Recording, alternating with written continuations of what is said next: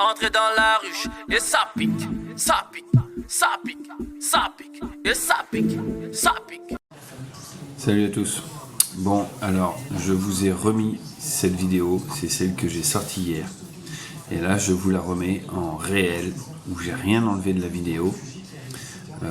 Parce que j'ai eu Étienne au téléphone et on a rigolé par rapport à la sécurité.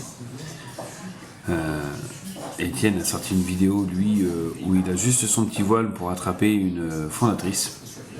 Et moi, la veille, quand j'ai fait la vidéo où j'ai attrapé ma première fondatrice chez moi, je parlais de la sécurité et je disais qu'Étienne n'était pas bon au niveau de la sécurité. Et quand on en a parlé hier soir, il m'a dit « Mais pourquoi t'as pas sorti ta vidéo? Vas-y, sors-la. » Donc du coup, je vous la remets. Je vous mets la réelle aujourd'hui. Bon, salut à tous. Alors aujourd'hui, on est le 14 avril. Je vous explique. Il est 21h30, j'ai mis la vareuse. Alors oui, j'ai mis la vareuse. Je vais commencer par là. J'ai mis la vareuse parce que dans mon cabanon de jardin, il y a une fondatrice frelon asiatique qui a fait un nid. Donc j'ai prévu le petit pot, comme vous voyez. Je compte pas me faire piquer, j'en ai pas envie du tout. Il est mal placé, il est le long de la porte. Le problème, c'est que dans mon cabanon, j'ai un bordel pas possible parce que je suis en train de faire le passage de mode hiver à mode été, parce que mes cabanons, c'est tellement petit et j'ai tellement de choses dedans que ce que j'ai besoin l'hiver, je le mets en avant l'hiver et puis voilà, là l'été arrive, on remodifie le rangement, on change tout et j'ai pas eu le temps de finir de trier tout pour tout passer comme il faut, donc j'ai tout refoutu en vrac dans le milieu. Donc j'ai beaucoup de cartons et de choses comme ça dans le milieu. Et là, j'ai une fondatrice qui a été me faire un nid juste derrière la porte. Voilà, donc c'est les portes coulissantes. Elle est entrouverte, juste derrière la porte. Je suis venu tout à l'heure, je me suis amusé à la regarder un peu. Le nid est pas pondu. C'est un nid qui doit avoir 2 jours, 3 jours grand max. Il n'est pas fermé.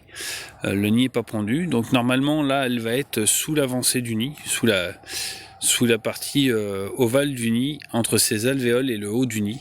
Elle s'est calée là, au chaud. Elle est en train de... Donc elle a l'abdomen qui bouge tout le temps pour se réchauffer et réchauffer le haut du nid. Tout à l'heure, dès que je la regardais, que je bougeais un peu ou que je bougeais le téléphone, elle se mettait tout de suite en position de défense. Tout de suite, elle avait la tête pouf qui se tournait, qui me regardait, qui voilà. Alors que je pense qu'elle était en sommeil quand je suis arrivé au cabanon. Donc, on va la choper comme ça. Je mets la vareuse.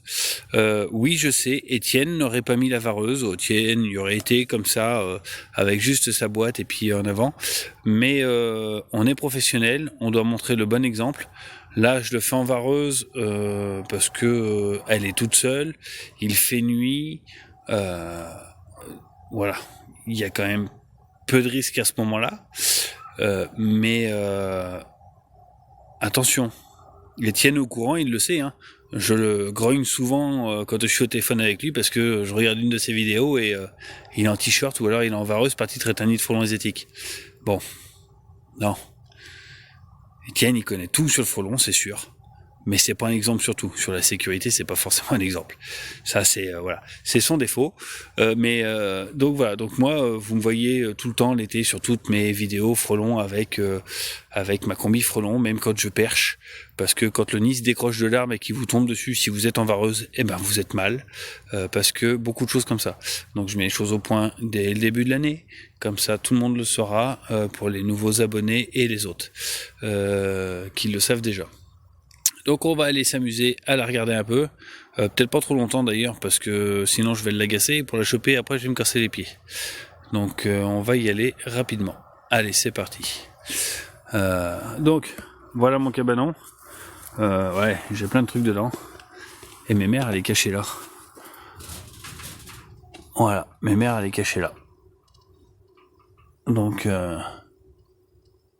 très très joli nid, vous voyez. Donc c'est tout petit, hein, ça fait, c'est juste le haut du nid, ça fait à peine 2 cm de diamètre. Hein. C'est vraiment pas gros. Mais là le problème c'est que je peux pas me mettre dans le cabanon pour la choper, donc je vais être en décalé, et ça va être un peu la mouise. Je vais essayer d'ouvrir cette porte là sans trop créer de vibration pour pas l'agacer elle. Parce que sinon je vais la mettre sur le mode de défense et ça va pas me plaire. Parce que je ne suis qu'en vareuse. Ça va, elle bouge pas de trop. Voilà, je vais vous le caler ici. Je vais essayer de vous caler pour que vous puissiez la voir. Ouais, vous la voyez un peu. Voilà. Je vais faire vite pour la choper, pas me faire piquer. Et puis après on pourra la regarder dans le bocal.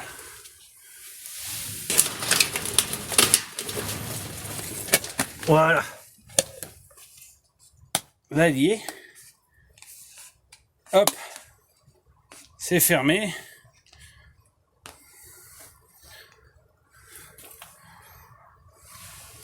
Voilà, donc là il n'y a plus que le pied. Vous voyez, ici il n'y a plus que le pied du nid.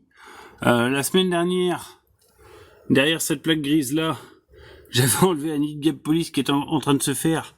Je l'avais viré, j'ai viré les polices, je les ai ramenés dans les bois. Et maintenant, là voilà. Titine elle est là. Donc là elle va pas être contente. C'était déjà pondu. C'était déjà pondu comme on peut le voir. Voilà, donc vous voyez, il y a 1, 2, 3, 4, 5, 6, 7 alvéoles. 7 alvéoles. Et tout était pondu. Donc le nid aurait été rapidement refermé. Et dans une semaine, c'était gros comme une balle de tennis. Si j'avais rien fait. Donc là, elle est attrapée. Et puis ben, maintenant, ça va être... voilà, là elle va se mettre en colère, elle va commencer à attaquer son nid, à vouloir le détruire. Non, non, tu veux pas le faire toi? Non, non, elle a décidé de pas le faire. Elle préfère rester gentille avec son nid, avec ses larves. Donc bon, bah voilà. Là elle va pas être contente. Hein. Allez, bah ça c'est fait. Je vous laisse l'admirer. Top. Désolé pour le flash, j'ai essayé de faire de façon à ce que le flash vous gêne pas trop non plus. C'est très joli, hein. C'est très très beau. Hein. C'est très très beau. Très joli insecte, moi j'aime beaucoup. Mais je les aime bien, voilà, renfermés ou en sécurité. Quand on n'est plus en sécurité, je les aime pas du tout. Allez, zou. Bon ben... Et regardez, les gouttes qu'il y a à l'intérieur du pot là, c'est les gouttes de venin. Parce que le pot il était sec de chez Arcis Sec. C'est celui qui me sert tous les ans pour les récupérer. Donc il n'y a pas d'eau dedans, il n'y a rien. C'est les gouttes de venin à l'intérieur du pot. Vous imaginez 1, 2, 3, 4. La grosse goutte là. Ça veut dire que ça peut quand même piquer un paquet de fois. Ça peut faire très mal. Voilà. Bon allez, eh ben je vous laisse. Bon courage et à bientôt. La saison commence. Entrez dans la ruche et ça pique, ça pique, ça pique, ça pique, et ça pique, ça pique.